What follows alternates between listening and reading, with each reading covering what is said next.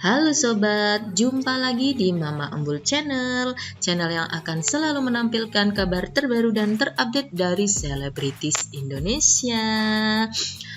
Oke, Mama Gemoy, Riddle Lovers, Candy Boys, and Candy Girls.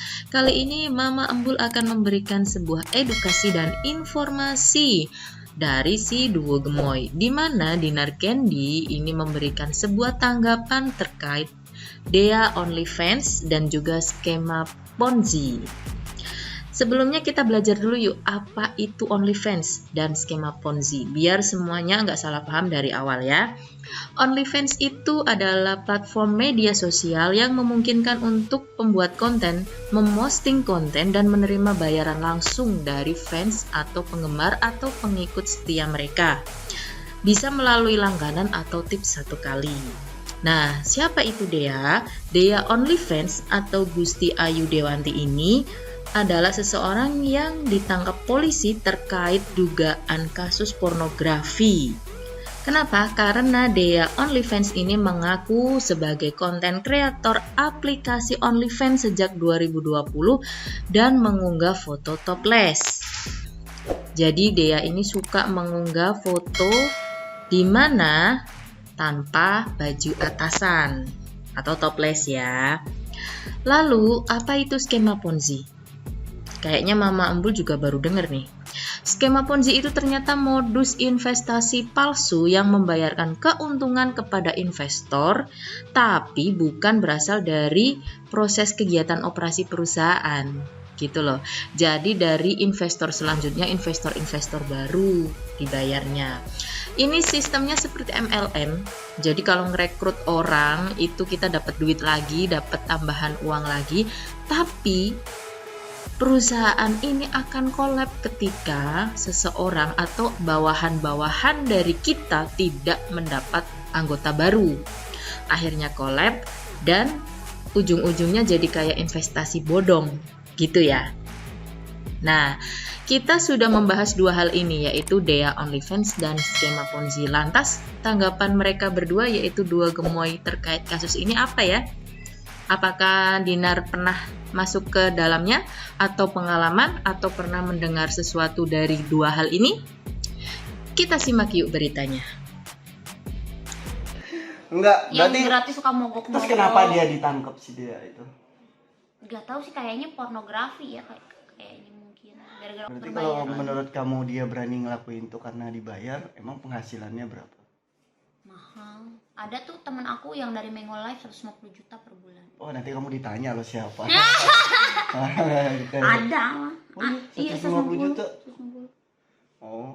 Kalau aku live biasa-biasa gitu di aplikasi itu paling 80. Berarti kalau yang dia itu sebenarnya bukan dia dong ya, kayak pasti banyak orang. Banyak gitu, dia tuh cuma salah satunya. Yang lebih parah dari dia itu banyak banget. Aku nih laporan ke aku ya, yang laporan ke aku simpen ada yang parah banget itu, kayak di Zoom lubang itunya pakein barang. Gitu. Dan itu bukan pakai nggak pakai VPN loh, itu ada di Indo. Cuman aku masih kayak, kok yang ini nggak ditangkap-tangkepin ya, kok yang itu ditangkepin gitu. Tapi bisa jadi kayak gini sih, mereka itu bikin hal yang kayak gitu ketidaktahuan. Ternyata di negara kita tuh tidak boleh seperti itu. Jadi kalau menurut aku, kalau penangkapan pertama harus ditanya, tahu nggak gini-gini, pasti ketidaktahuan mereka itu. Ternyata seperti ini tuh di negara kita nggak boleh. Karena waktu aku juga dulu seksi-seksian ya, cuman ini bukan secara negara kita ya, kayak secara pandangan orang ke kita. Ternyata kalau kita pakai baju seksi yang terlalu vulgar, itu orang bakal mandang kita tuh negatif. Kayak misalkan, oh dia tuh bisa dibayar, dan aku tuh nggak ngeh, kayak ya udah suka-suka gue. Tapi lama kelamaan aku jadi ngeh, oh iya ya, kalau aku berpakaian seperti itu orang-orang bakal berpikir bahwa aku tuh jualan kayak kan. Memang sih itu kalau menurut aku ya, itu memang harus diusut semua. Tapi lebih baik itu diusut setelah mengusut kasus korupsi. Itu yang lebih penting. Korupsi, penipuan. Iya. Yang Ponzi loh. Karena Kan bukan trading aja. Skema Ponzi itu juga apa namanya tuh, yang investasi bodong. Kan aku kena juga. Cuman aku nggak mau, aku belum gimana ya. Sebenarnya korbannya banyak, bisa aja aku temuin semua. Kasihan loh, maksudnya tuh yang diambil uangnya. Cuman aku masih kayak, dia itu ada komunikasi sama manajer aku. Kalau sama aku sendiri aku udah emosi ya nagihnya tuh, aduh udah nggak jelas lah. Mereka beli barang branded tapi bayar utang nggak bisa gitu. Jadi gitulah mereka itu yang skema Ponzi ini, mereka pakai barang-barang branded kayak menunjukkan dia itu siapa-siapa buat menarik korbannya yang orang-orang menengah ke atas. Trading juga. Bukan investasi. Begitulah tanggapan si Dinar Candy tentang Dea OnlyFans. Dan terkait masalah skema Ponzi, lebih baik Sobat Mama Embul jauhi jenis investasi yang seperti ini. Karena perusahaan bisa kolaps sewaktu-waktu kalau nggak dapat member baru. Terbukti Dinar juga pernah ikut di dalamnya dan sampai sekarang masih sering pusing untuk nagihin karena kadang dibayar, kadang nggak dibayar investasinya itu. Oh ya, ada pesan juga ini dari Dinar Candy buat Sobat Mama Embul semua. Ya itulah, apapun buat kalian cewek-cewek ya di luar sana, kalau mau mendapatkan uang yang aman ya, kalau masalah halal atau tidak kan itu udah urusan Tuhan, aku nggak tahu juga. Harus berhati-hati dalam berkarir.